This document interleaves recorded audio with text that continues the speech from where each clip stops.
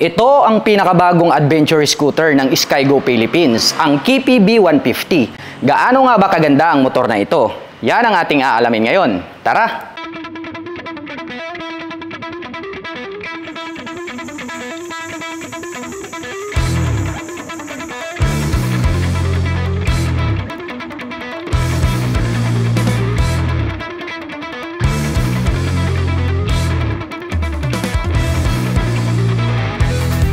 First impression mga ka-LM, napakaganda talaga ng dating nitong kanyang headlight. Dahil kung inyong makikita, nagkaroon po siya ng uniqueness pagdating sa kanyang design.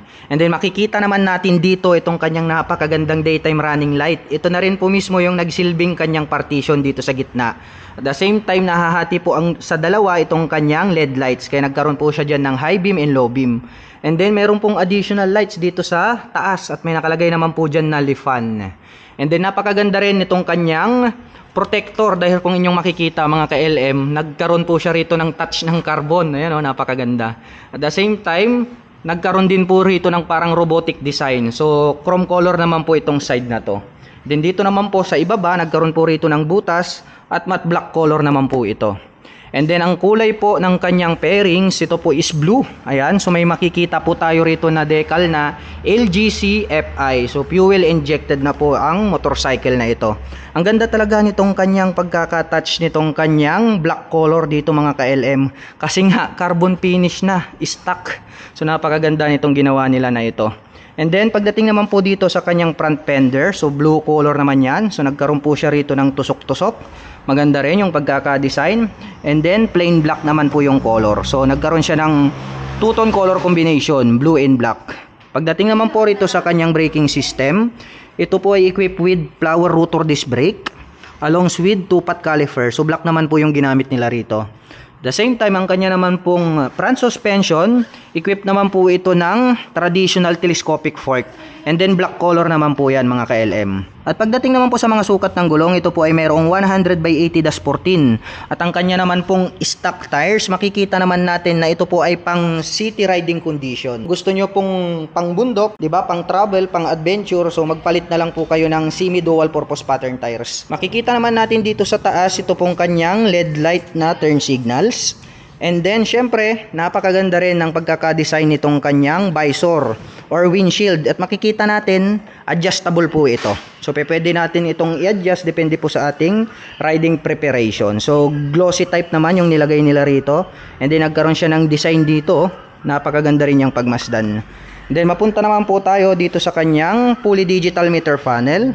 So, ang ganda rin ng pagkakadesign. May carbon finish dito mga ka-LM. So, hindi natin maipapakita sa inyo. Although may susi to. Ayan o. Kaso, hindi naman po siya activated. So, ganyan po yung kanyang style pagdating po dito sa kanyang meter panel display. May nakalagay naman na Skygo doon. And then, pagdating naman po dito sa kanyang mga buttons, makikita natin, mayroon po siya ditong pass light. May high beam and low beam selector. And then, mayroon po tayo ditong turn signal selector at yung kanyang horn. Nandito naman yung kanyang front brake. At sa kabila naman po, nandito ang kanyang auto off. So ibig sabihin, mayroon po itong auto stop start system or yung sinasabi po nila na idling stop system. So ang kagandahan naman po nito pagdating sa mga traffic situation, namamatay yung ating engine.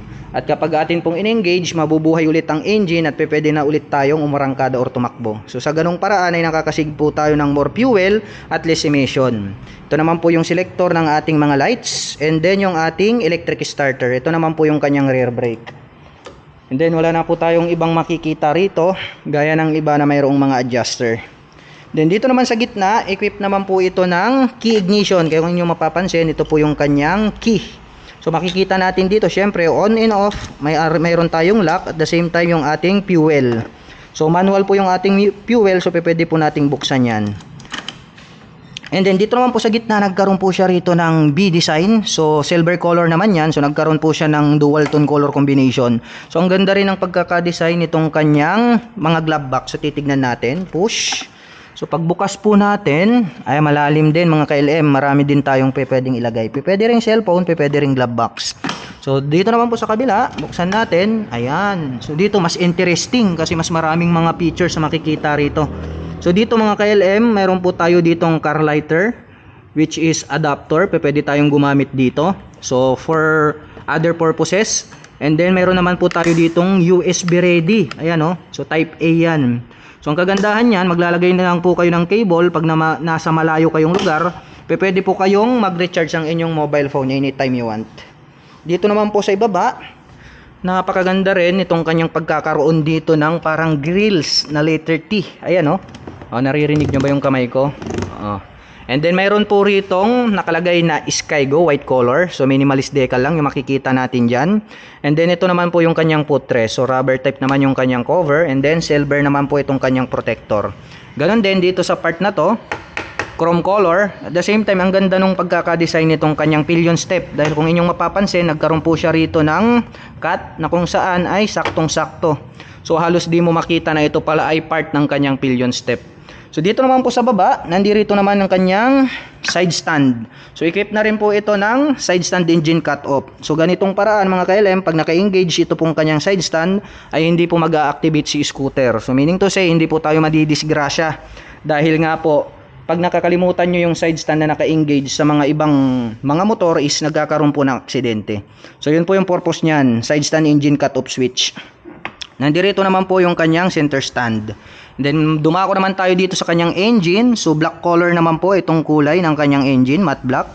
May nakalagay naman dito na NVD in red color. And then syempre, itong Skygo in white color. Ito naman po yung kanyang air filter. At dito naman sa itaas mga ka-LM, may makikita po tayo dito na Kifi tapos B tapos 150 in red color.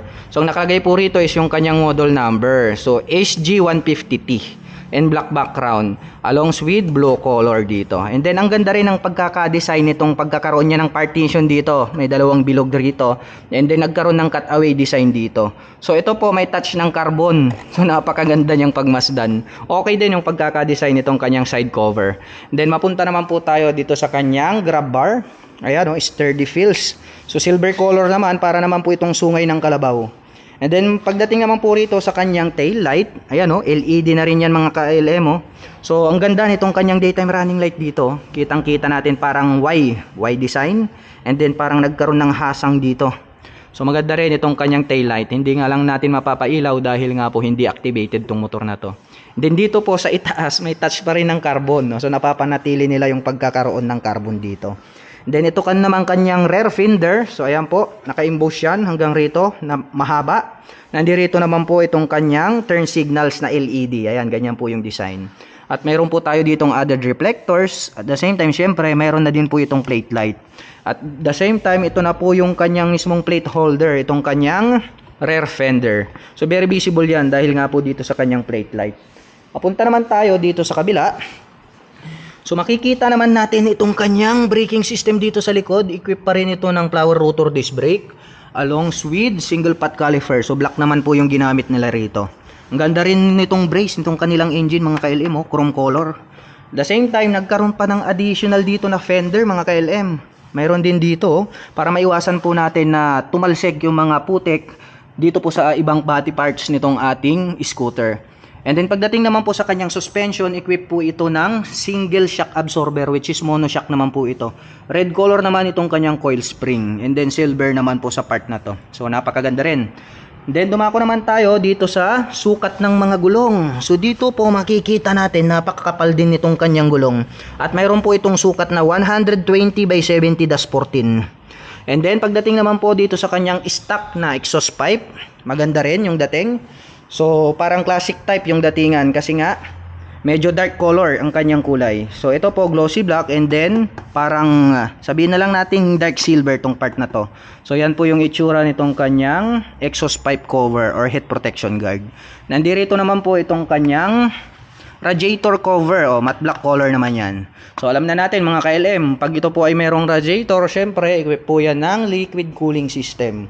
So tuwang-tuwa yung mga kababayan natin na mahilig mag long rides or mag travel dahil pwede po nating ibabad dito pagdating sa mga mahahabang biyahe. Anyway, sukatin naman natin itong kanyang footrest. Susakyan natin. Tingnan natin itong kanyang footrest extension. Ayan, enough naman, fit naman yung ating paa. Footrest extension. Ayan, medyo sagad na. Pero okay lang naman, ayun mapapansin nyo naman, oh, hindi siya masyadong comfortable. Pero at least mayroon po tayo ritong footboard extension na kung saan pwede pa rin nating malaro itong ating paa para mabawasan po yung patig pagdating sa pagdadrive. At ngayon naman mga ka-LM ay susubukan nating sakyan itong kanilang Kipi B150 para malaman natin kung gaano nga ba ito kataas. So anyway mga ka-LM, my height is just around 5'6". So ayan, tanggal natin sa pagka-center stand. So makikita nyo naman mga ka-LM, medyo mababa yung kanyang ground clearance at saka seat height mga ka-LM. Dahil nga po ito lapat na lapat yung ating paa below the ground. So talagang very comfortable to. Siguro at least 5'3" and above. So kayang-kayang i-maneuver itong motorcycle na ito. At mapunta naman tayo dito sa kanyang upuan. Napakaganda rin nitong kanyang seat cover. Nagkaroon po rito ng dual tone color combination. So dito sa part na to, para po siyang rough and then matte black. Parang glossy naman na smooth dito sa itaas. Maganda rin yung kanyang tahi mga ka-LM. Okay na rin. Malambot din siya mga ka-LM. Oh. Yung comfortability nandirito rin. Buksan naman natin para makita natin itong kanyang underseat compartment. So medyo maluwag din mga ka-LM. Kasyang-kasya naman dito yung mga important belongings na kailangan nating ilagay like jacket, gloves, papers, and then additional tools. At ang presyo po ng ating Skygo Kipi B150 ay nagkakahalaga ng 112,800 pesos. At kung balak mo naman pong kumuha ng hulugan ay kailangan mo lang pong mag-down payment ng 8,000 pesos.